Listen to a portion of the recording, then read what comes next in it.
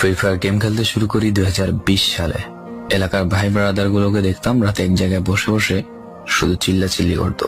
একদিক দিয়ে ভালো লাগতো, অন্যদিক দিয়ে মনে হতো এরা এমন চিল্লাচিল্লি কেন করে, চারজন করে।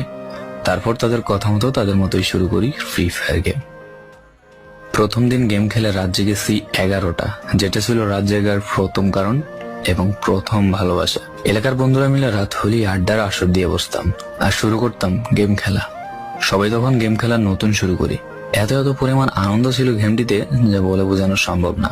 তখন ভালো কোনো ফোন ছিল না, ল্যাগ করতো, তবুও খেলতাম।